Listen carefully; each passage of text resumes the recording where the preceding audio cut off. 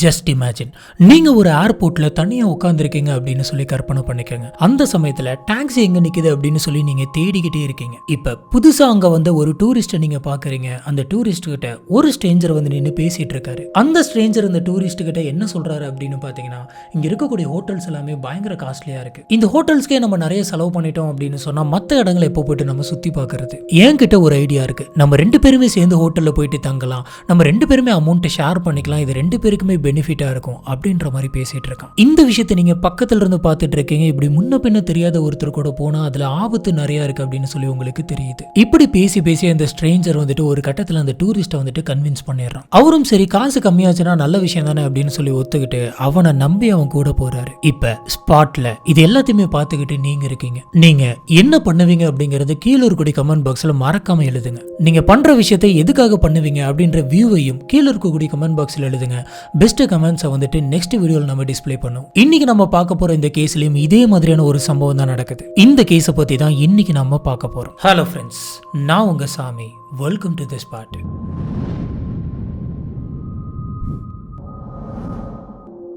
Singapore March 13. ரெண்டு பேரு அங்க இருக்கக்கூடிய ஒரு ஆத்து வழியா நடந்து போயிட்டு இருந்தாங்க. அந்த சமயத்துல கருப்பு கலர்ல நிறைய கவர்ஸ் எல்லாம் கிடக்குதே அப்படின்ற மாதிரி பாக்குறாங்க. என்னது இது, இந்த கவர்ல என்ன இருக்கு அப்படின்னு சொல்லி அந்த கவரை போயிட்டு பிரிச்சு பார்த்திருக்காங்க. பார்த்து அவங்களுக்கு பயங்கரமான ஷாக் ஒண்ணாங்க காத்துக்கிட்டு இருந்தது. ஏன்னா அந்த கவருக்குள்ள துண்டு துண்டா வெட்டப்பட்டிருந்த காலு அப்புறம் உடம்பு கிடைச்சிருக்கு. உடனடியாக இந்த விஷயத்த போலீஸ் ஆபீசர்ஸ் தெரிஞ்சுக்கிட்டு அந்த இடத்துக்கு வந்து எல்லாத்தையுமே கலெக்ட் பண்றாங்க. அங்க உடல் பாகங்கள் எல்லாமே வெட்டப்பட்ட நிலைமையில நிறைய பிளாஸ்டிக் கவர்ஸ்ல வந்துட்டு கட்டப்பட்டு ஆத்தோரமா போட்டிருக்காங்க. போலீஸ் ஆபீசர்ஸ் கஷ்டப்பட்டு அந்த உடல் பாகங்கள் எல்லாத்தையுமே சேர்த்து பார்க்கறாங்க. அதுல தலையும் கைகளும் மட்டும் மிஸ்ஸிங். இன்னைக்கு நாம இந்த கொலைகளை பண்ண ஜான் மார்டின் ஸ்கிரிப்ஸ் அப்படின்ற ஒரு தொடர் கொலையாளியை பத்தி தான் பார்க்க போறோம். எல்லாருமே இவரை டூரிஸ்ட் ஃப்ரம் ஹில் அப்படின்னு தான் சொல்லுவாங்க. இப்ப இந்த தொடர் கொலையாளியை பத்தி நம்ம பார்க்க போறோம். ஜான் ஸ்கிரிப்ஸ் 1959ல லெச்வொர்த்ல பிறக்கிறாரு. இவர் யூகேல தான் வளர்றாரு. இவங்க அப்பா அம்மா அப்படின்னு சொல்லி ஒரு சின்ன குடும்பமா சந்தோஷமா இருந்திருக்காங்க. இவங்க அப்பா ஒரு ட்ரக் டிரைவர். இவர் ட்ரக் டிரைவர் அப்படிங்கிறதுனால பல சிட்டிஸ்க்கு இவர் போவாரு, டிராவலிங் பண்ணுவாரு. அது மூலியமா நிறைய காசை சம்பாரிச்சுட்டு வீட்டுக்கு வருவார். இப்படி இவங்களோட வாழ்க்கை போயிட்டு இருந்த அந்த சமயத்துல சில காரணங்கள்னால இவர் தற்கொலை பண்ணிக்கலாம் அப்படின்னு முடிவு பண்றாரு. ஒரு கட்டத்துல இவர் தற்கொலை பண்ணி இறந்தும் போறாரு. இவர் இறந்து போனதுக்கு அப்புறம் அந்த குடும்பத்தோடைய தலையெழுத்து தலையில மாறுது. ஜான் ஸ்கிரிப்ஸோடைய அம்மா அவங்களுக்கு தெரிஞ்ச எல்லா வேலைகளுமே பார்த்துட்டு இருக்காங்க. பார்த்து ஜானை படிக்க வைக்கிறாங்க. ஆனா அவங்க அப்பா இல்ல அப்படின்ற விஷயம் வந்துட்டு ஜான் ஸ்கிரிப்ஸை பயங்கரமா பாதிச்சது. இதனால அவருக்கு அடுத்து என்ன பண்றது அப்படின்னே தெரியல. சரியா அவரால் படிக்க முடியல. ஸ்கூல்ல அவர் கான்சென்ட்ரேட் பண்ண முடியல. அவருக்கு டிஸ்லெக்ஸியாவும் இருந்தது. ஸோ டிஸ்லெக்ஸியா அப்படின்னா என்ன அப்படின்னு பார்த்தீங்கன்னா, சரியா அவங்களுக்கு படிக்க வராது, எழுத வராது, எல்லாமே அவங்களுக்கு வியர்டா இருக்கும். இதுக்கு மேல வேற வழியே எல்லாமே இதுக்கு மேல ஸ்கூலை கண்டினியூவே பண்ண முடியாது அப்படின்னு சொல்லி 14 வயசுலேயே ஸ்கூல் டிராப் அவுட் ஆகுறாரு. இதுக்கப்புறமா ஸ்கிரிப்ஸ்க்கு என்ன பண்றது அப்படின்னு தெரியல. இவர் டைரக்டா வெளி உலகத்தை போயிட்டு ஃபேஸ் பண்ண ஆரம்பிக்கிறாரு. அவருக்கு என்னென்ன வேலைகள்லாம் தெரியுதோ அந்த வேலை எல்லாத்தையுமே பார்க்க ஆரம்பிக்கிறாரு. அது மூலியமா கொஞ்சம் காசு ஏற்றிட்டு வந்து அந்த குடும்பத்துக்கு தராரு. ஆனா இது இப்படி இல்ல. 1974 மே வந்து பாத்தீங்கன்னா இவர் ஒரு இடத்துக்கு போயிட்டு கொள்ளையடிக்கிறாரு. அந்த சமயம் இவர் போலீஸ் ஆபீசர் கிட்ட மாட்டிக்கிட்டாரு. அந்த சமயம் அவருக்கு 15 வயசு ஆச்சு. இதனால அப்ப அங்க இருந்த லாஸ் எல்லாம் வந்து பாத்தீங்கன்னா, சரி இவர் சின்ன பையன் தான், ஃபர்ஸ்ட் டைம் இந்த மாதிரியான ஒரு திருட்டை பண்ணியிருக்கான், அடுத்த தடவை இந்த மாதிரி பண்ண வேணாம் அப்படின்னு சொல்லி வார்ன் பண்ணி அமிச்சிடலாம் அப்படின்ட்டு வார்ன் பண்ணி இதுக்கு மேல நீ இந்த மாதிரி பண்ணக்கூடாது அப்படின்னு சொல்லி கவுன்சிலிங் கொடுத்து அந்த பையனை வெளியில அனுப்புறாங்க. இதனால ஜான் ஸ்கிரிப்ஸ் வந்துட்டு அவரு பண்ண முதல் திருட்டுல இருந்து எந்த விதமான தண்டனையுமே அனுபவிக்காம வெளியில வராரு. ஆனா இவ்வளவு பேசி கவுன்சிலிங் கொடுத்து வெளியில அனுப்பின அவர் வந்துட்டு சும்மா இருக்க கிடையாது. அடுத்த 12 மாசத்துல 4 இடத்துல திருடி இருக்காரு. இப்படி இவர் அடுத்து என்ன பண்றது அப்படின்னு தெரியாம பாக்குற இடத்துல எதனாச்சும் போய் திருடிட்டு அதுக்கப்புறம் அந்த காசை வச்சு கொஞ்ச நாள் வாழ்ந்துட்டு இப்படி சுத்திட்டு இருக்கிறப்பதான் அங்க லோக்கல்ல இருக்கக்கூடிய ஒரு பொண்ணை இவரு பாக்குறாரு. அந்த பொண்ணோட பேர் வந்துட்டு மரியா. அந்த பொண்ணுக்கு 21 வயசு ஆகுது. அந்த பொண்ணை பார்த்த உடனே இவருக்கு பிடிச்சு போயிருது. ரெண்டு பேருமே பேசி பாக்குறாங்க. ரெண்டு பேருக்குமே பிடிச்சு போக ரெண்டு பேருமே கல்யாணம் பண்ணிக்கிறாங்க. ஆனா இதுக்கப்புறமா ஜான் ஸ்கிரிப்ஸ் வந்துட்டு திருந்தி நல்லபடியா வாழ்வாரா அப்படின்னு பாத்தீங்கன்னா அதான் கிடையாது. மறுபடியும் இவர் ஒரு இடத்துல போயிட்டு கொள்ளை அடிக்கிறாரு. ஆனா இந்த சமயம் இவர் போலீஸ் ஆபீசர்ஸ் கிட்ட மாட்டிக்கிட்டாரு. இப்ப இவருக்கு 3 வருஷம் ஜெயில் தண்டனை கிடைக்குது. இந்த தண்டனையோட ஆரம்ப கட்டத்துல இவங்களோட ஒய்ஃப் வந்துட்டு ஜெயிலுக்கு போயிட்டு இவரை பார்த்துட்டு இருந்தாங்க. ஆனா போக போக இப்படி திருடிட்டு பல இடத்துல போயிட்டு மாட்டிட்டு இருக்கக்கூடிய ஒருத்தரை கல்யாணம் பண்ணிக்கிட்டு என்ன பண்றது அப்படின்னு சொல்லி அவங்க பிரிஞ்சு போயிடுறாங்க. இதுக்கப்புறமா இவர் ரிலீஸ் ஆகி வெளியில வராரு. வெளியில வந்து இவரு சுத்திக்கிட்டே இருக்காரு. இவருக்கு எந்த வேலையுமே தெரியல, என்ன பண்றதுன்னு ஒண்ணுமே புரியல. இந்த சிச்சுவேஷன்ல மறுபடியும் இவரு தப்பான வேலையை தான் பார்க்க ஆரம்பிக்கிறாரு. அங்க இருக்கக்கூடிய போதைப் பொருள் கடத்தக்கூடிய ஒரு கும்பல் கூட போயிட்டு ஜாயின் பண்றாரு. அவங்களுக்காக சில டீலிங்ஸ் எல்லாம் முடிச்சு தரது, அவங்களுக்காக சில போதைப் பொருட்களை கைமாத்தி விடுறது, இந்த மாதிரிலாம் பண்ண ஆரம்பிக்கிறாரு. இப்படி இருக்கிறப்ப தான் ஒரு வாட்டி யூரோப்ல இருந்து ஏசியாவுக்கு போதைப் பொருள் கடத்துற அந்த சமயத்துல போலீஸ் ஆபீசர்ஸ் இவரை பிடிச்சிடுறாங்க. இந்த சமயம் ஸ்கிரிப்ஸ்க்கு 7 வருஷம் ஜெயில் தண்டனை கிடைக்குது. இப்படி இவர் அடிக்கடி ஜெயிலுக்கு போயிட்டு இருந்திருக்காரு, பல ஜெயிலுக்கு போயிட்டு வந்திருக்காரு. இப்படி இருக்கிறப்ப தான் ஒரு தடவை அவரோட தண்டனை காலம் முடியறதுக்கு முன்னாடி ஒரு வாட்டி வீட்டை போயிட்டு விசிட் பண்ற ஒரு வாய்ப்பு கிடைச்சது. இப்படி இவர் ஹோம் விசிட் போற அந்த சமயத்துல இவங்க அம்மாவை பாக்குற மாதிரி அந்த இடத்தை விட்டு தப்பிச்சிடுறாரு. ஆனா தப்பிச்ச இவரால பெருசா எங்கேயுமே போக முடியல. ஒரு கட்டத்துல இவர் போலீஸ் ஆபீசர்ஸ் கிட்ட மாட்ட மறுபடியும் கோர்ட் வந்துட்டு இவருக்கு முன்னாடி இருந்த 7 வருஷம் ஜெயில் தண்டனையோட சேர்த்து எக்ஸ்ட்ராவா ஒரு 6 வருஷம் ஜெயில் தண்டனை தந்துட்டாங்க. கிட்டத்தட்ட 13 வருஷம் இவர் அந்த ஜெயிலுக்குள்ளே தான் இருந்தாரு. 80s இருந்து 90s பாதி வரைக்குமே அவர் ஜெயில தான் இருந்தாரு. இப்படி இவர் ஜெயில இருந்த அந்த சமயத்துல நிறைய லாஸ் எல்லாம் கொண்டாந்தாங்க. கைதிகளுக்கு புதுசா நிறைய விஷயங்கள் கத்து தரணும் அப்படின்ற மாதிரிலாம் சொன்னாங்க. அதுவும் போக ஜெயிலுக்குள்ளே வந்துட்டு ரீஹபிலிட்டேஷன் பண்றதுக்கான நிறைய ப்ராசஸ் வந்துட்டு அவங்க பண்ணி தந்தாங்க. இதுபடி இவருக்கு ஜெயிலுக்குள்ள மீட்டெல்லாம் எப்படி வெட்டுறது அப்படின்ற மாதிரியான எல்லா டெக்னிக்ஸுமே வந்துட்டு கத்து தராங்க. இந்த விஷயங்களை ஜான் ஸ்கிரிப்ஸ் வந்துட்டு ரொம்பவே தெளிவா கத்துக்கிறாரு. இதெல்லாம் பண்றதுக்கு அவருக்கு ரொம்பவே பிடிச்சிருந்தது. ஒரு இறைச்சியை எடுத்தோம் அப்படின்னு சொன்னா அதை எப்படி கிளீன் பண்ணணும், கரெக்டா அதோட போன்லாம் எப்படி கட் பண்ணி வெளியில எடுக்கணும், எந்த மாதிரி துண்டு துண்டா வெட்டணும் அப்படிங்கிற எல்லா டெக்னிக்ஸுமே ரொம்ப தெளிவா அவருக்கு கத்து தந்திருக்காங்க. ஆனா இங்க இவர் கத்துக்கிட்ட இந்த டெக்னிக்ஸ் தான் பின்னாடி நடக்கக்கூடிய பல மோசமான விஷயங்களுக்கான கிராண்ட் ஓபனிங் அப்படின்னு சொல்லலாம். இதுக்கப்புறம் அந்த ஜெயிலுக்குள்ள குக் பண்றப்ப கறி வெட்டுறது எல்லாமே இவர் தான் பண்ணுவாரு. இதை அவர் ரொம்பவே இன்ட்ரெஸ்டா எடுத்து பண்ணியிருக்காரு. இதோட விளைவா இவர் என்ன சொல்றாரு அப்படின்னு பாத்தீங்கன்னா, வெளியில போனதுக்கு அப்புறம் நானும் ஒரு கறி கடை வைப்பேன். நான் இதுல நிறைய டெக்னிக்ஸ் எல்லாம் தெரிஞ்சுக்கிட்டேன். வெளியில போயிட்டு நான் ஒரு கடையை போட்டு பெரிய ஆளாக போறேன் அப்படின்னு சொல்லி பக்கத்தில் இருக்கிற எல்லாத்துக்கிட்டையுமே சொல்லுவார். இப்படி ஜெயிலுக்குள்ள போயிட்டு இருந்த அந்த சமயம் தான் தண்டனை காலம் முடியறதுக்கு முன்னாடி ஒரு ஹோம் விசிட் இருந்தது.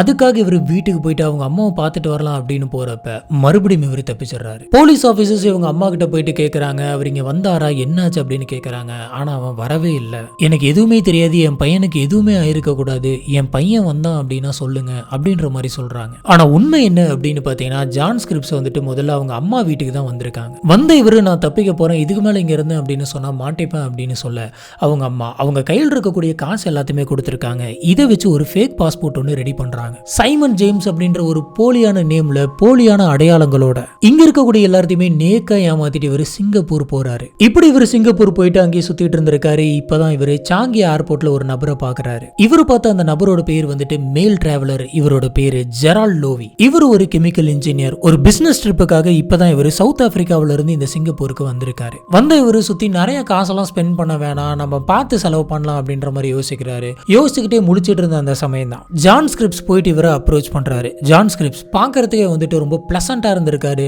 அவரோட ஃபேஸே வந்துட்டு பயங்கர பீஸ்ஃபுல்லா இருந்திருக்கு. இவரை பார்த்த உடனே அந்த மேல் டிராவலர் லோவிக்கு வந்துட்டு ஒரு நல்ல அபிப்பிராயம் ஏற்படுது. இப்ப ஸ்கிரிப்ஸ் வந்து கொஞ்ச நேரம் பேசி ஃப்ரெண்ட் ஆயிட்டு என்ன சொல்றாரு அப்படின்னு பாத்தீங்கன்னா, நம்ம 2 பேருமே சேர்ந்து ஒரு ஹோட்டல்ல ஸ்டே பண்ணிடலாம். தனித்தனியா நம்ம ஹோட்டல்ல ஸ்டே பண்ணோம் அப்படின்னு சொன்னா நம்ம 2 பேருக்குமே காசு ஆகும், நம்மளோட காசை நம்ம வந்துட்டு ஸ்பிளிட் பண்ணிக்கலாம் அப்படின்ற மாதிரி சொல்றாரு. இதை கேட்ட லோவியும் சரி நம்ம 2 பேரும் ஒன்னா ஸ்டே பண்ணோம் அப்படின்னு சொன்னா 2 பேருக்குமே காசு குறையும், இது ஒரு நல்ல ஐடியா தான் அப்படின்ற மாதிரி யோசிச்சுட்டு இதுக்கு சம்மதம் தெரிவிக்கிறாரு. இப்ப இந்த மாதிரியான ஒரு சிச்சுவேஷன் யாராச்சும் நீங்க ஃபேஸ் பண்றீங்க அப்படின்னு சொன்னா தயவு செஞ்சு ஸ்ட்ரேஞ்சர் கூட தங்காதீங்க. இதனாலதான் இந்த வீடியோட ஸ்டார்டிங்லேயே ஜஸ்ட் இமேஜின்ல இது நீங்க திங்க் பண்ணி பாருங்க அப்படின்ற மாதிரி சொல்லியிருப்பேன். ஸோ தயவு செஞ்சு அமௌண்ட் வந்துட்டு ஷேர் பண்ணிக்கலாம் அப்படின்னு சொல்லி ஸ்ட்ரேஞ்சர்ஸ் கூட போயிட்டு ஸ்டே பண்ணாதீங்க. இந்த மாதிரி இப்ப நான் நிறைய கேள்விப்பட்டு இருக்கேன். பாக்குறதுக்கு அவங்க பிளசன்ட்ஃபுல்லா இருக்கலாம், ஒரு நல்ல அபிப்பிராயம் கூட உங்களுக்கு ஏற்படலாம். ஆனா அவங்க உங்ககிட்ட நடிச்சு கூட இருந்திருக்கலாம், உங்களுக்கு முன்ன பின்ன அவங்களை பத்தி எதுவுமே தெரியாது. இப்போ நம்மளை சுத்தி நடந்துட்டு இருக்கக்கூடிய பல கிரைம்ஸ் வந்து பாத்தீங்கன்னா ஒருத்தங்களை நம்பி நம்ம இன்னொரு இடத்துக்கு போறதுனால தான் நடக்குது. அதனால ரொம்பவே தெளிவா இருங்க, இந்த தப்பு எதுவுமே நீங்க பண்ணாதீங்க. ஆனா இந்த தப்பை வந்து பாத்தீங்கன்னா இந்த டிராவலர் லோவி பண்றாரு. இவங்க 2 பேருமே கரெக்டா மார்ச் 8 ரிவர் வியூ அப்படின்ற ஒரு ஹோட்டலுக்கு போயிட்டு ரூம் புக் பண்றாங்க. அன்னைக்கு ஒரு நாள் போகுது. நெக்ஸ்ட் டே மார்னிங் மார்ச் 9 ஸ்கிரிப்ஸை வந்துட்டு ரொம்பவே கேஷுவலாக கீழே போயிட்டு முன்னாடி இருந்த அந்த ஹோட்டல் ரிசப்ஷனிஸ்ட்டை பார்த்து இந்த மாதிரி நாங்கள் ரிஜிஸ்டர் பண்ணியிருந்தோம் நைட்டு, அதில் லோவி அப்படின்றவருடைய பேரை வந்துட்டு நீங்கள் எடுத்துருங்க, அவர் பேரை அடிச்சிருங்க அப்படின்ற மாதிரி சொல்லியிருக்காங்க. இதுக்கு அந்த ரிசப்ஷனிஸ்ட் வந்துட்டு ஏன் அப்படின்னு கேட்குறாங்க. இவர் என்ன சொல்கிறாரு அப்படின்னு பார்த்தீங்கன்னா, அவர் சரி கிடையாது, நாங்கள் 2 பேருமே ஒன்றா ஸ்டே பண்ணியிருந்தோம், ஆனால் அவர் நைட்டு என்கிட்ட தவறாக நடந்துக்க ட்ரை பண்ணார், இவர் ஒரு ஹோமோசெக்சுவல், இந்த விஷயம் எனக்கு பிடிக்கவே இல்லை, அதனால நீங்கள் ரூம் விட்டு கிளம்புங்க அப்படின்னு சொல்லிட்டு அவர் அப்பயே கிளம்பி போயிட்டாரு. அதனால அவரோட பேர் எடுத்துருங்க, நானே இந்த ஹோட்டலுக்கு பில்லு கட்டிடுறேன் எடுக்கிறேன் அப்படின்ற மாதிரி சொல்லியிருக்காரு. இதை கேட்ட ரிசப்ஷனிஸ்ட் வந்துட்டு இதை பத்தி பெருசா எந்த விதமான இன்வெஸ்டிகேஷனும் பண்ணாம ஒரு தடவை ரூமை போயிட்டு கூட பார்க்காம சரி ஓகே அப்படின்னு சொல்லிட்டு நேம ரிமூவ் பண்ணிடுறாங்க. ஆனா அதுக்கு முன்னாடி நாள் நைட்டு உண்மையா அங்க என்ன நடந்துச்சு அப்படின்னு பாத்தீங்கன்னா, லோவி வந்துட்டு அவரோட பெட்ல நல்லா படுத்து தூங்கிட்டு இருந்த அந்த சமயத்துல கொஞ்சம் கூட எதிர்பார்க்காத விதமா இவர்கிட்ட இருக்கக்கூடிய சில எக்யூப்மெண்ட்ஸ் எல்லாம் எடுத்து வச்சு அவருக்கு எலக்ட்ரிக் ஷாக் கொடுக்குறாரு. இப்படி எலக்ட்ரிக் ஷாக் கொடுத்ததுக்கு அப்புறம் இவர் செயல் இழந்துறாரு. இதுக்கப்புறம் ஸ்கிரிப்ட்ஸ் கிட்ட இருந்த சுத்தியை எடுத்து வேகமா வாங்கி இவரோட தலையிலே அடிக்கிறாரு. அந்த இடத்துல அங்கேயே வந்துட்டு லோவியோட உயிர் வந்துட்டு பிரிஞ்சிருது. இதுக்கப்புறம் இவர் லோவியோட சடலத்தை தரன்னு இழுத்துக்கிட்டு பாத்ரூம்குள்ள கொண்டு போயிட்டு வச்சு கத்தி எடுத்து துண்டு துண்டா வெட்ட ஆரம்பிக்கிறாரு. இந்த துண்டுகளை இவர் அங்க இருக்கக்கூடிய கருப்பு கலர் கவர்ல எல்லாம் போட்டு ஒவ்வொன்றுத்தையுமே பண்டில் பண்ணி வைக்கிறாரு. பொதுவா கொலைகாரன் வந்துட்டு ஒரு கொலையை பண்ணிட்டான் அப்படின்னு சொன்னா வேகமா அந்த இடத்தை விட்டு கிளம்பிடலாம் அப்படின்னு தான் பார்ப்பான். ஆனா ஜான் ஸ்கிரிப்ட்ஸ் வந்துட்டு அந்த மாதிரி கிடையாது. அதே ஹோட்டல்ல 3 நாள் இருந்து சாவகாசமா எல்லாத்தையுமே வெட்டி பார்சல் பண்ணி அது எல்லாத்தையுமே கவர்ல கட்டி வச்சுட்டு அந்த ஹோட்டலை கம்ப்ளீட்டா கிளீன் பண்ணிட்டு பொறுமையா அந்த ஹோட்டலை செக் அவுட் பண்ணிட்டு போயிருக்கான். இப்படி வெளியில போன இவன் கையில் இருக்கக்கூடிய கவர் எல்லாத்தையுமே எடுத்து ஒரு ஆத்துல போட்டு கிளம்பி இருக்கான். இதுக்கப்புறம் தான் நம்ம ஸ்டார்டிங்லேயே பார்த்த மாதிரி 2-3 பேர் வந்துட்டு ஆத்தோரமா நடந்து போயிட்டு இருக்காங்க.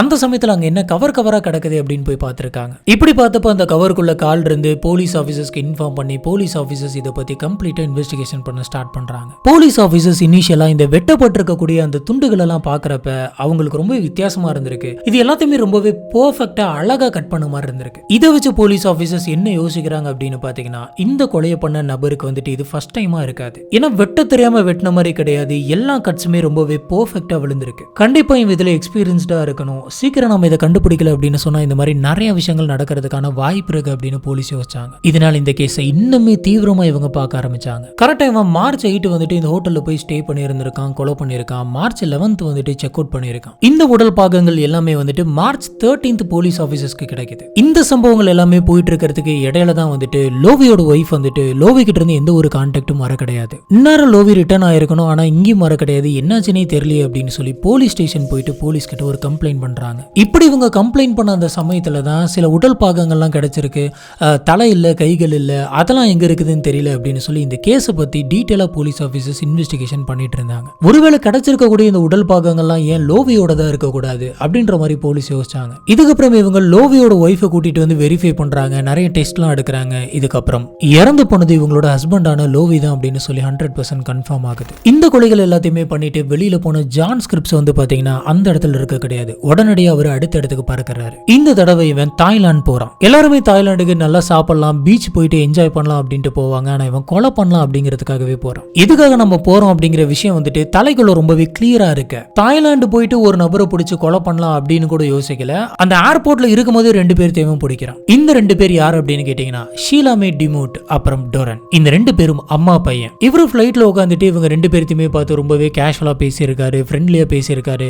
இவங்க என்ன பண்ண போறாங்க, எதுக்காக இங்க வந்திருக்காங்க அப்படின்ற எல்லா டீடைல்ஸுமே இவன் கேதர் பண்ணிக்கிறான். இவங்களுக்குள்ள அந்த ட்ரிப் முடியறதுக்குள்ளே ஒரு நல்ல பாண்டிங் வருது. இதுக்கப்புறம் ஷீலாமே டோரன் அப்புறம் டிபூட் இவங்க 2 பேருமே அந்த ஃபிளைட் விட்டு இறங்குனதுக்கு அப்புறம் தாய்லாந்தில் இருக்கக்கூடிய ஒரு ஹோட்டல் போயிட்டு செக் இன் பண்றாங்க. இவங்க செக் இன் பண்ணிட்டு ஹோட்டல் ரூமுக்காக நடந்து மேல போயிட்டு இருந்த அந்த சமயத்துல எதர்ச்சியா வந்துட்டு இவங்க ஜான் ஸ்கிரிப்ட்ஸை பாக்குறாங்க. அப்ப ஜான் ஸ்கிரிப்ட்ஸும் அந்த ஹோட்டலுக்குள்ள பக்கத்து ரூம்லயே வந்து தங்கி இருக்காரு. இது ஒரு எதர்ச்சியான விஷயம் மாதிரி இருக்கு. இது அவங்கள பொறுத்த வரைக்கும் தான் எதர்ச்சியா நடந்தது. ஆனா இவன் பக்காவா பிளான் பண்ணிருக்கான். இவங்க ரூமுக்கு பக்கத்து ரூம்லயே தான் வந்துட்டு அவன் ஸ்டே பண்ணிருக்கான். கரெக்டா அடுத்த நாள் காலையில அந்த டிமோட் அப்படின்றவர் பிரேக்ஃபாஸ்ட் மட்டும் சாப்பிட்டிருக்காரு. அதுக்கப்புறம் அவரை யாருமே பார்க்க கிடையாது. இதுக்கப்புறம் ஜான் ஸ்கிரிப்ட்ஸ் என்ன பண்ணிருக்கான் அப்படின்னு பாத்தீங்கன்னா, பொறுமையா கீழே இறங்கி போயிட்டு ரிசப்ஷனிஸ்ட பார்த்து என் பக்கத்து ரூம்ல இருந்த 2 பேரும் வந்து பாத்தீங்கன்னா திடீர்னு கிளம்ப வேண்டிய சூழ்நிலை வந்துருச்சு. அதனால அவங்க டக்குன்னு கிளம்பிட்டாங்க. அவங்க எனக்கு தெரிஞ்சவங்க தான், எங்களோட ரூமை நீங்களே எடுத்துக்காங்க, நீங்க பே பண்ணிட்டு போயிருங்க அப்படின்னு சொல்லி என்கிட்ட சொல்லிட்டு போனாங்க. அதனால நான் என்னோட ரூமை செக் அவுட் பண்ணிட்டு அவங்களோட ரூம்லயே செக் இன் பண்ணிக்கிறேன். போகும்போது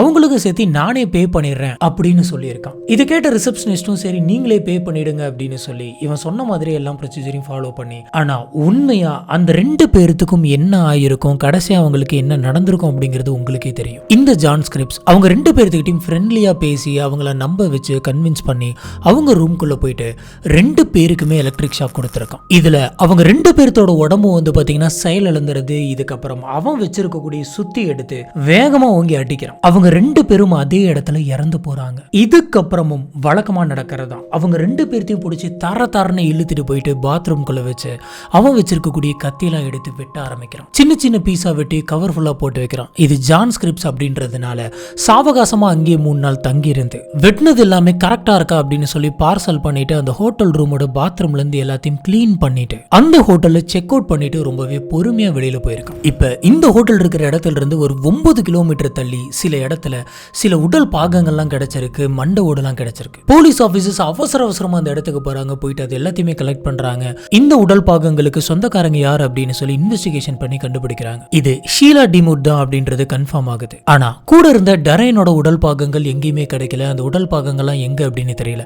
ஆனா அன்னைக்கு ஷீலா கூட தான் இந்த டரைனும் இருந்திருக்காரு அப்படின்னு சொல்லி எல்லாருக்குமே தெரியும். அதனால அவரோட உடல் பாகங்கள் பக்கத்துல எங்கேயாச்சும் கிடைக்குதா அப்படின்னு சொல்லி எல்லா இடத்தையுமே பாக்குறாங்க. ஆனா போலீஸ் ஆபீசர்ஸ்க்கு அங்க சுத்து வட்டார பகுதியில இருந்து எந்த இடத்துலயுமே எந்த ஒரு உடல் பாகங்களும் கிடைக்கல. போலீஸ் ஆபீசர்ஸ் எல்லாருமே யார் இந்த கொலைகளை பண்றா அப்படின்னு சொல்லி தீவிரமா தேடிட்டு இருக்காங்க.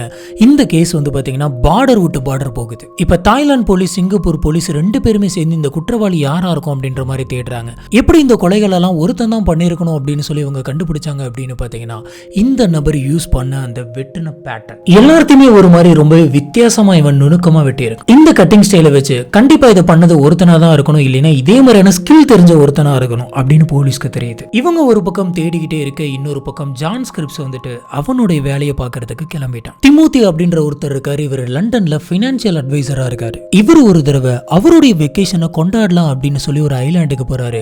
அந்த ஐலாண்ட்ல ஸ்கூபா டிரைவிங் பண்ணலாம் அப்படின்னு போறாரு. இந்த சமயம் அவருக்குன்னு சொல்லிட்டு ஒரு பார்ட்னர் இருந்தாரு. அது வேற யாரும் இல்ல, ஜான் ஸ்கிரிப்ஸ் தான். இதுக்கப்புறம் அவருக்கு என்ன நடந்துச்சு அப்படின்னு தெரியல. அன்னையில இருந்து யாருமே அவரை பார்க்கல. ஆனா இவரு காணாம போனதுக்கு அப்புறமும் இவருடைய பேங்க் அக்கவுண்ட்ல இருந்து சீக்கிரட்டா நிறைய மணி வந்துட்டு டிரான்ஸ்பர் ஆயிட்டு இருந்தது. போலீஸ் ஆபீசர்ஸ் இப்ப இந்த விஷயத்தை கண்டுபிடிக்கிறாங்க. கண்டுபிடிச்சு யாரோட அக்கௌண்ட்டுக்கு போகுது அப்படின்னு சொல்லி பாக்குறப்ப ஜான் ஸ்கிரிப்ஸ் வந்துட்டு மாட்டான். இது மட்டும் கிடையாது, ஏற்கனவே போலீஸ் ஆபீசர்ஸ் வந்துட்டு பல இடங்கள்ல போயிட்டு இன்வெஸ்டிகேஷன் பண்ணிட்டு இருந்தாங்க.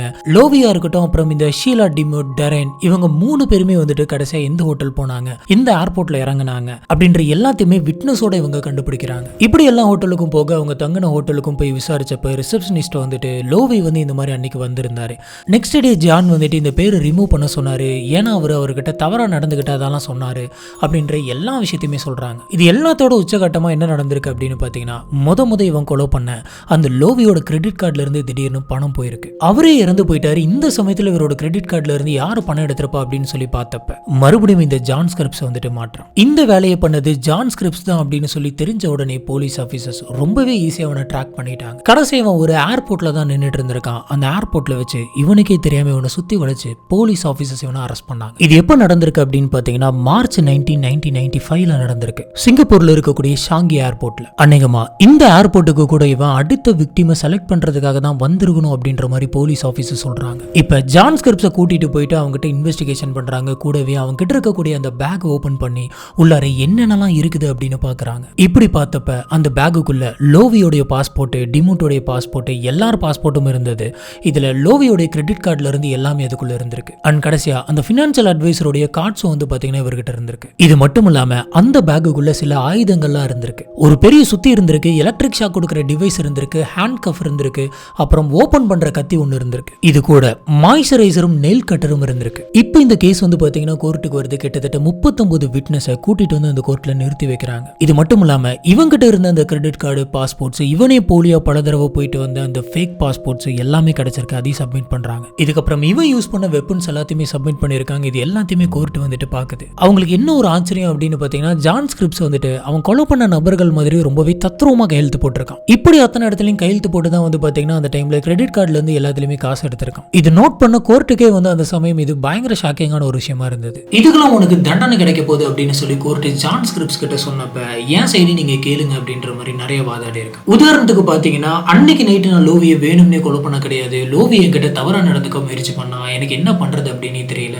சொல்லப்போனா அன்னைக்கு நான் ஒன்னும் சுத்தி எடுத்து அவனை அடிக்க கிடையாது. அவன் தான் சுத்தி எடுத்துட்டு வந்து என்ன அடிக்கிறதுக்காக வேகமா வந்தான். எனக்கு என்ன பண்றது அப்படின்னு தெரியாம நான் வந்து அதை தடுத்து அந்த சுத்தி எடுத்து தற்காப்புக்காக தான் திருப்பி அடிச்சேன் அப்படின்னு சொல்றான். இந்த மாதிரி ஒவ்வொரு விஷயங்களுக்கு பின்னாடியும் இவன் பல நியாயங்களை சொல்லியிருக்கான். ஆனா கோர்ட் வந்துட்டு இது எதையுமே எடுத்துக்கல. ஏன்னா இவன் என்ன மோட்டோல இதை பண்ணியிருக்கான், எல்லாத்தையும் இப்படி பக்காவா ஸ்கெட்ச் பண்ணி பண்ணியிருக்கான் அப்படின்ற எல்லாமே கோர்ட்டுக்கு தெரியும். சரி, நம்ம சாக போறோம் அப்படின்ற பயத்துல ஏதோ ஒன்று வளரிட்டு இருக்கான் அப்படின்ற மாதிரி தான் கோர்ட் இதை பார்த்துச்சு. கோர்ட்ல இவருக்கு மரண தண்டனை கிடைக்குது. சிங்கப்பூர்ல 1959 இண்டிபெண்டன்ஸ் ஆஃப் கலோனியல் ரூலுக்கு அப்புறமா முத மரண தண்டனை கொடுக்கிற ஃபர்ஸ்ட் பிரிட்டன் பர்சன் இவன் தான். இதுதான் இன்னைக்கு நம்ம பாக்குற இந்த கேஸ். இந்த கேஸ் மூலமா நம்மள சுத்தி என்னெல்லாம் என்னென்னலாம் நடக்குது அப்படின்ற விஷயத்தை நீங்க தெரிஞ்சுக்கிட்டு இருந்திருப்பீங்க அப்படின்னு நான் நம்புறேன். இந்த கேஸ்ல ஒரு முக்கியமான விஷயம் இருக்கு. இந்த கேஸோடைய ஸ்டார்டிங் சொல்லப்போனா இந்த ஒட்டுமொத்த கேஸுமே இங்க இருந்து ஆரம்பிக்குது அப்படின்னு சொல்லலாம். ஜான் ஸ்கிரிப்ஸோடைய அப்பா வந்துட்டு தற்கொலை பண்ணிக்கிட்டு இறந்து போனது. ஒருவேளை அவரு மட்டும் அவருடைய தற்கொலை எண்ணத்தை மாத்திக்கிட்டு வாழலாம் அப்படின்னு முடிவு பண்ணி அவங்களோட ஃபேமிலி ஒரு கட்டுக்கோப்புக்குள்ள வச்சிருந்தார் அப்படின்னா அவங்க பையனான ஜான் ஸ்கிரிப்ஸ் வந்துட்டு ஸ்கூல் டிராப் அவுட் ஆயிருக்க மாட்டாரு. அவர் எதனாச்சும் ஒண்ணு பண்ணி படிக்க வச்சிருந்திருப்பாரு. இல்லையா இந்த மாதிரிலாம் நீ திருடக்கூடாது அப்படின்னு சொல்லி அறிவுரை கூட கொடுத்திருக்கலாம். இந்த இடத்துல இவங்க ஃபேமிலியில வந்து பாத்தீங்கன்னா மணி அப்படின்ற விஷயம் வந்துட்டு ரொம்பவே வாண்டடா இருக்கு. அந்த சூழ்நிலையில அவங்களோட குடும்பத்துல அவங்க அப்பா இல்லாததுனால மணி அப்படின்ற விஷயம் ரொம்பவே வாண்டடா இருக்கு. ஜான் ஸ்கிரிப்ஸ் வந்துட்டு என்ன பண்றது அப்படின்னு சொல்லி யோசிச்சு சின்ன சின்னதா திருட ஆரம்பிச்சு அது கொலை வரைக்கும் போயிட்டு முடிஞ்சிருக்கு. அதனால இந்த ஒரு விஷயம் நடக்காம இருந்திருந்தா இறந்து போன விக்டிம்ஸ் யாருமே இறந்திருக்க மாட்டாங்க. ஏன் ஜான் ஸ்கிரிப்ஸ் கூட இப்ப இறந்திருக்க மாட்டோம். ஆனா இந்த கேஸ்ல தப்பு யார் மேல அப்படின்னு கேட்டீங்கன்னா கன்ஃபார்ம் அது ஜான் ஸ்கிரிப்ஸ் மேலதான். ஏன்னா இந்த மாதிரியான ஒரு சிச்சுவேஷன்லயும் எத்தனையோ பசங்க வந்துட்டு நல்லபடியா படிச்சு உழைச்சு முன்னேறி இருக்காங்க. ஆனா வாழ்க்கையில அந்த பாசிட்டிவ் சைடை இவன் தேர்ந்தெடுக்காம நெகட்டிவ் சைடை தேர்ந்தெடுத்ததுனாலதான் இத்தனை விளைவுகளும் நடந்திருக்கு. இது அவனை மட்டும் பாதிச்சது இல்லாம சுத்தி இருந்த சொசைட்டியும் பாதிச்சிருக்கு. இந்த கேஸை பத்தி நீங்க என்ன நினைக்கிறீங்க அப்படிங்கறத கீழே இருக்கக்கூடிய கமெண்ட் பாக்ஸ்ல மறக்காம ஸ்பாட் பண்ணுங்க. நம்ம கமெண்ட் செக்ஷன்ல வச்சு இதை பத்தி டிஸ்கஸ் பண்ணுவோம்.